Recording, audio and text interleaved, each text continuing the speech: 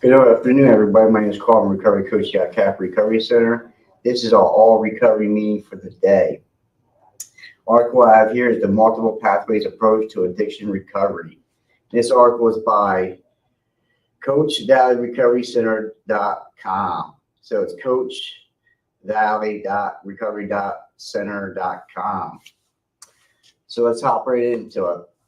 When it comes to addiction recovery, it is essential to recognize that there is no one size fits all approach. Each individual journey to recovery is unique, and what works for one person may not work for another. That's why the multiple pathways approach is gaining popularity in the field of addiction recovery.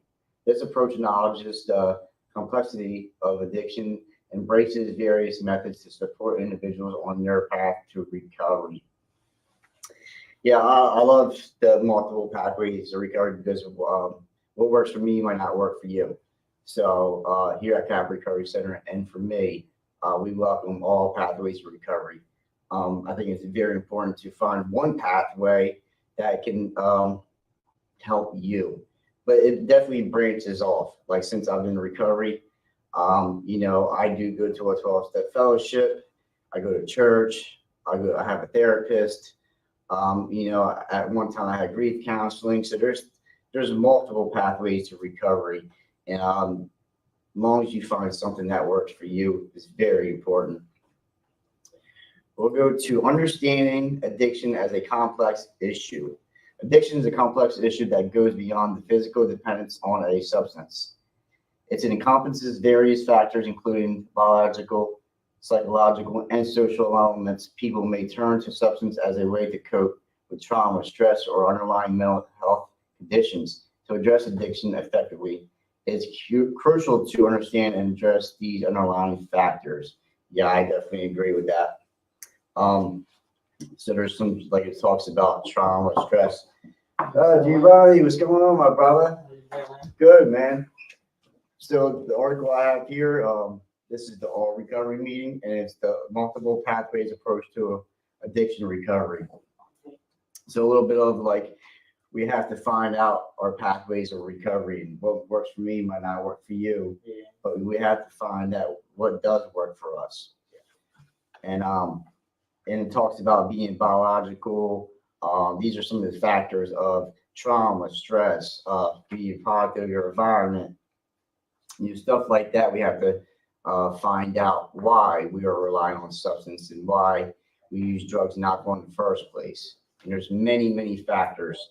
And what recovery taught me is finding out why I use and why I keep on using, actually. You know what I mean? So it's not using it and keep on using is two different things. We can be kids growing up. We dibble and dabble. There's a partying phase and stuff like that, but it goes deeper into why do I keep on using? Am I like suffering from trauma, or my anxiety, stress, depression? And you lose yourself in addiction. And I didn't have no coping skills, so the way I would cope is using drugs and alcohol. It's like easy. We think it's the easy solution, but it's really a temporary fix. So we really have to actually get the drugs and alcohol out of our system to begin to like really approach our problems in a healthy way. We'll go to the next one. Embracing a holistic approach to recovery. To provide comprehensive care, addiction recovery programs are increasingly adopted a holistic approach. This approach recognizes that recovery involves more than just abstaining from substance. It involves addressing the whole person, mind, body, and spirit. By integrating a range of therapies and treatments, including holistic approaches, family involvement, medication-assisted treatment, trauma-informed care, and non-traditional methods, individuals can receive personalized care that meets their unique needs. Yeah, so there's like talks about some of the approaches, medication, therapy. It talks about the mind, body, and spirit. So there's like, just not just putting down the drugs and alcohol. That's the main thing. That's the first step is putting drugs and alcohol down, but there's a lot more to it, and that's what I'm in early recovery. Like that was the still is the main purpose, but it was more then is like I have to put the drugs and alcohol down. But now I have to take care of my mind, my body, and spirit with other things in recovery. It's very important. It's the only way I can stay clean sober is by taking care of my mind, body, and spirit. My mind, I like I said earlier, therapy, it can be counseling, talking with a sponsor, mentor, a pastor, stuff like that to get your mind right. And with your mind, you can't be thinking about like alcohol and drugs. yeah, and we're as addicts, we think about these things. Yeah. They just don't go away. Like because I put the drugs and alcohol down and I'm in recovery, I still have thoughts of using. I have drug dreams, stuff like that, triggers, but we have somebody to talk to. I have healthy coping skills today. I can pick up the phone and ask for help. I'm not picking up the phone and I'm asking you always for money or can I get from you, there's a lot of things that you can do in recovery that will benefit you in the long run, man. My aim in recovery is like freedom, freedom from active addiction and freedom from self. I have to get out of my own way. And the best way to do that is doing work with yourself, find out what makes you tick, what things that make me angry, frustrated. Do I have any resentments? Things like that, man, can keep us sick and we have to address it, but I can't address it alone. Like I can't, go over the resentments and working on myself alone. I used to get high with myself. So if that makes any sense, it's like, I have to get out of myself and like talk to other recovering addicts, man, and broaden my perspective of why I did what I did, Let's go to introducing mindfulness-based addiction recovery. One effective modality within the multiple pathways approach is mindfulness-based addiction recovery. Mindfulness in the practice of bringing one's attention to the present moment without judgment involves cultivating awareness and acceptance of one's thoughts, emotions, and bodily sensation. This practice can be a powerful tool in addiction recovery as it helps individuals develop a greater understanding of their cravings, triggers, and patterns of behavior. We're just talking about that, cravings, behaviors, triggers, and stuff like that. So we have to be more understanding and more, we gain that through recovery, is more understanding and more awareness.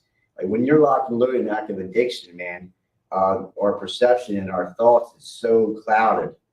We're thinking about ourselves. We don't think about others. It's about the daily grind, what I can get, so we can get lost in self. We're very selfish and self-centered people.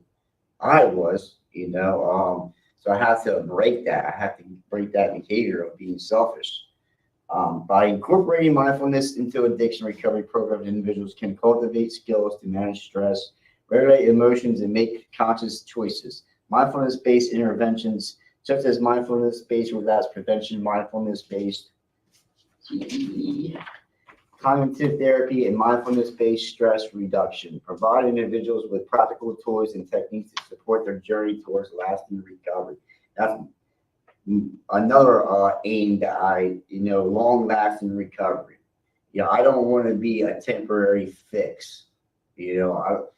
What that means to me is like come in recovery and do some things and then go back out. I'm looking at lifelong process of recovery. It talks about practical tools and techniques that we got to do for our journey of recovery. And you find that through yourself. It takes time. It doesn't happen overnight. Like it's sad to say, it's like I see people come into recovery and like they don't hold on. They don't take the time. It just doesn't happen overnight.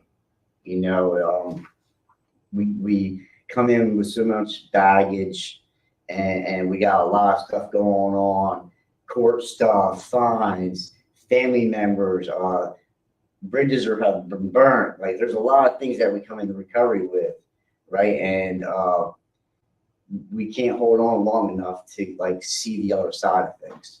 It happens. Some things happen quicker for you than they would happen quicker for me. So it's just like day by day, focus on today, focus on the moment, and get through today. We'll worry about the other stuff tomorrow. If it comes, we don't know if tomorrow will come. So like one day at a time, we can amend these relationships. We can pay off these fines. We can get our license back in these houses. Listen, since I've been in recovery, I didn't have anything. I was like bankrupt of money and spiritually. That was the main thing. I was spiritually bankrupt. I didn't have nothing. Since I've been in recovery and doing the right next thing each day, I've gained a whole lot of stuff. I'm not just talking about material stuff. I'm talking about the inner peace and freedom from active addiction, and like the desire been lifted from me to like use drugs and alcohol. So as just for today, but since I've been in recovery almost coming up on 6 years, like I have a good life. Let's go to, let's see here. The power of mindfulness. In the realm of addiction, recovery mindfulness has emerged as a powerful tool for individuals seeking lasting transformation. By cultivating a state of present moment awareness, mindfulness offers a pathway to healing and recovery. Let's explore what mindfulness is, the benefits it brings in addiction recovery, and how it supports lasting transformation. I like how it talks about transformation.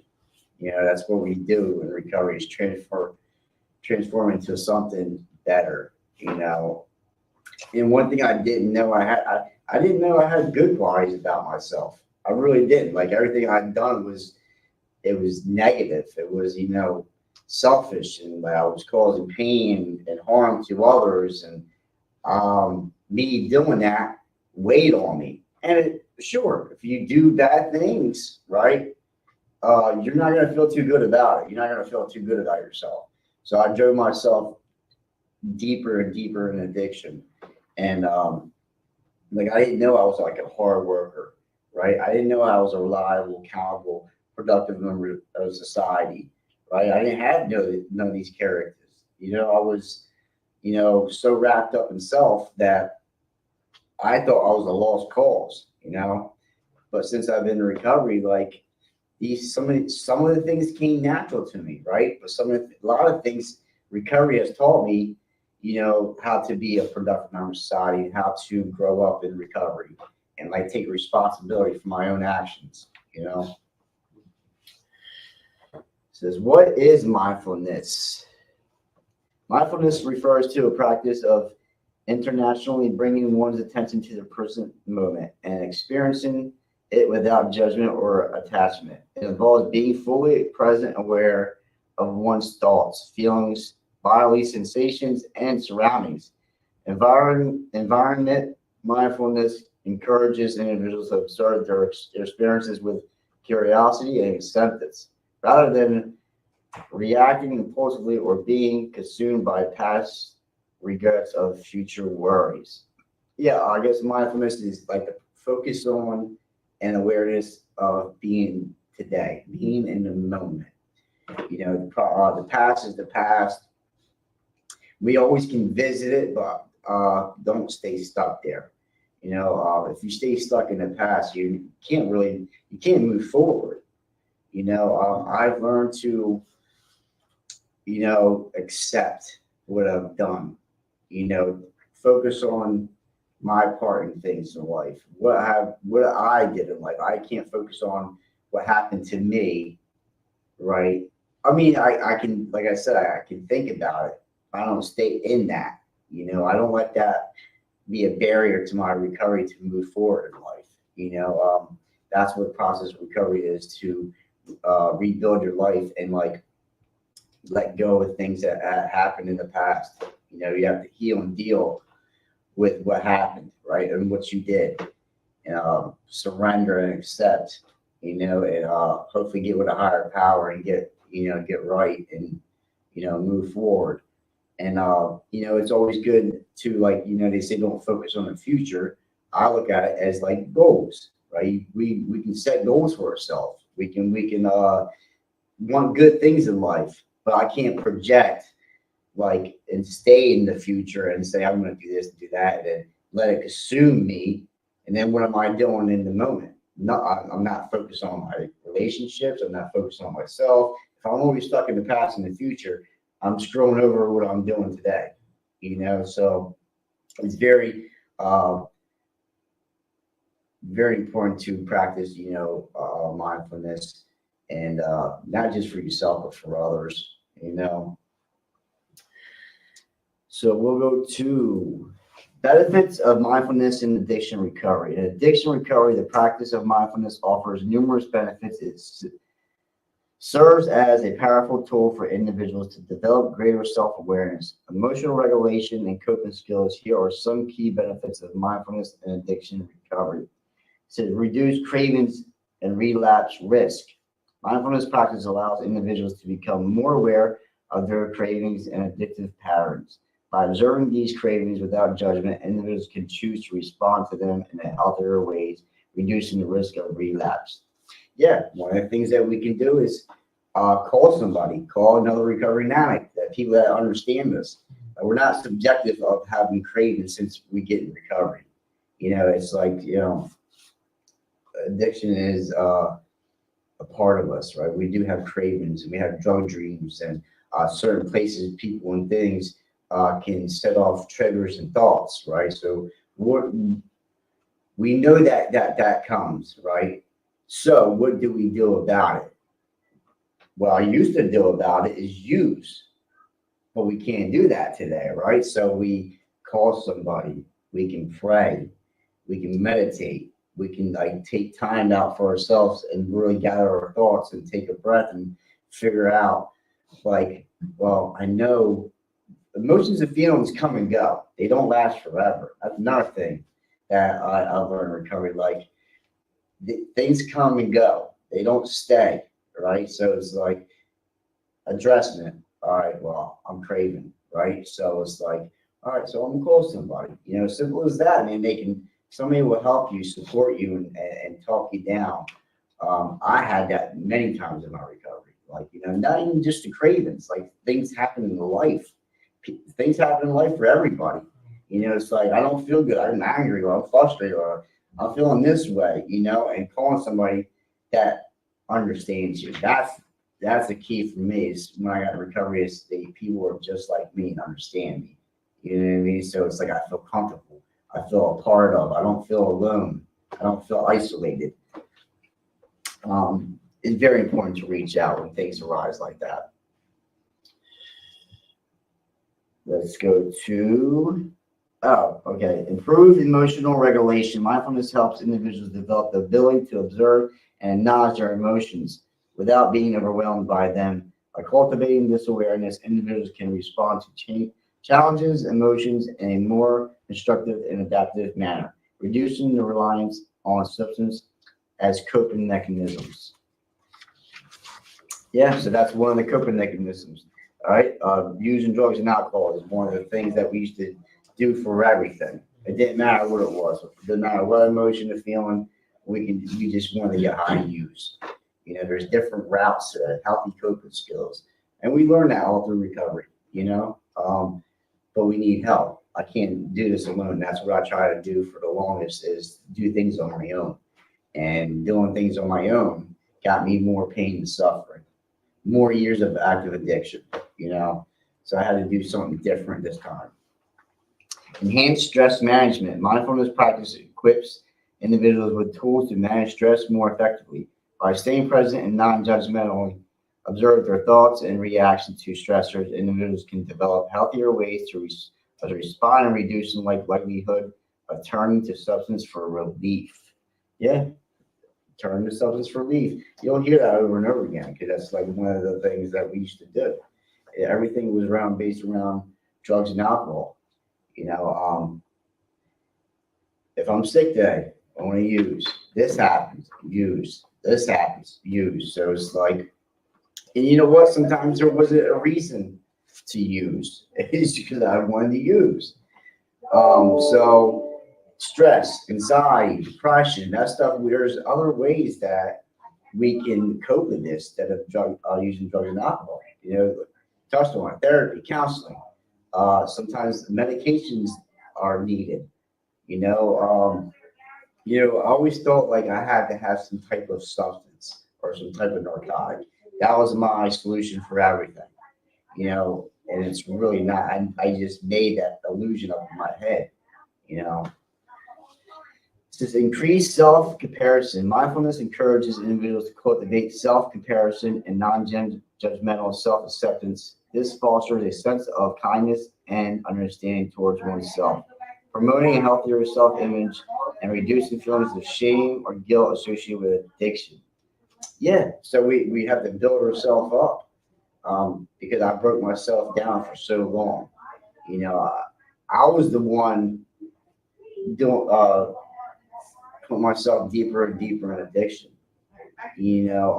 Ultimately it was my fault.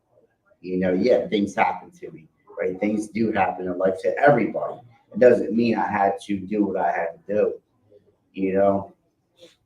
So building yourself up is a good way to have long lasting recovery. It's like I know I'm not that person anymore. I'm a lot better than I've ever been in my life. But first and foremost, I had to put drugs and alcohol down. That's the first step. And I don't it says increase self comparison. Like I take it as like I don't compare myself to others today. And I could have did an active addiction. Well, they got this and this, that, and they're living life, and that just drove me deeper in addiction. A lot of things just drove me deeper in addiction. But like, I'm a good person today. I have self worth. I have a lot of things. I'm like a hardworking. I'm reliable. I'm accountable. I'm trustworthy. So this stuff that makes me a good person, and that builds my self esteem, and that makes me feel like I'm a productive member of society. I'm taking responsibility for my own actions today. Improves focus and consideration regularly. Mindfulness practice helps individuals enhance their focus and consideration abilities. This can be practically beneficial during addiction recovery as individuals learn to redirect their attention away from cravings and negative thought patterns, focusing instead on their recovery goals. I like that. So when cravings come, negative thoughts, focus on some of the goals that you want in life. Because when we focus on negative thoughts and the anger and the frustration, the stress, and anxiety, like I said earlier, yeah, it comes and goes, but we don't have to stay stuck. We have a choice today. We can stay miserable, or we can like let emotions and feelings come and go. Misery is optional. We can. The little simplest things I learned in recovery is like simplest sayings, right? But it's like wow, it's like I can restart my day all over again at any given time. If I'm having a bad day, something's going on, I can restart that. So that's like mind blowing to me. It's like I can start my day all over again. Like, all right, you know what I mean? But yeah, it's all about your mindset. You have to change your mindset. Something you just need to sleep. Yeah, rest. We talked about it earlier. Mind, body, and spirit. We have to take care of ourselves. That's another thing we do. You have to do in recovery is self care. That's big. Take care of yourself. Get sleep. Eat better. Exercise. Stuff like that. I have to start doing more. Because if you don't feel good physically, you mentally don't feel good. You know what I mean? So if you feel good physically, you can Get to your mind. Yeah. Yep. So it's better to it's recovery is about getting a better perspective, improving your mindset. It's worth it. You guys are worth it. We're all worth it. You know what I mean? We want to live. We only have one life. We got to think about that. We only have one, right? There's no do-overs. You know what I mean? There's no do-overs. And another thing that I'm working on, we have to watch what we say. how do I, react with people? How do I say things? You know what I mean? Because like people remember that sometimes saying stuff and hurting people, right, can be worse than physically hurting somebody. definitely. You can get over that quicker than somebody saying some stuff. They'll remember it. Do you agree? You know what I mean? Sometimes I'd rather get hit than, some of the things they say to me. Yeah, because I've had dealt with people like that. Like people, I remember this and I remember that. You saying this and that, whatever. Yeah. Yep. They'll hold on to that longer than anything else, man. Yeah, So we have to watch how we conduct ourselves today, Like it takes time, it takes work to change ourselves. Think about it. We're years and years of using drugs and alcohol and causing chaos and all that stuff. It takes time and practice and hard work to like rebuild ourselves. But it does happen. It takes time. It takes time. So I don't think we're stopped there. And yeah, this is a good article. I'm gonna have to hold on to this, man. The multiple pathways approach to addiction recovery, and all pathways are welcomed. I always say, what works for you, and you have a great life, and you're spiritually refreshed, and you're living good. Hey, I'm for it. I don't judge on nobody the pathway they choose, but you have to find something. So that was our all recovery meeting for the day. As multiple pathways approach to addiction recovery. My name is Carl. I'm a recovery coach here at Capital Recovery Center. You guys are more than welcome to always come in. Until next time, we'll see you later.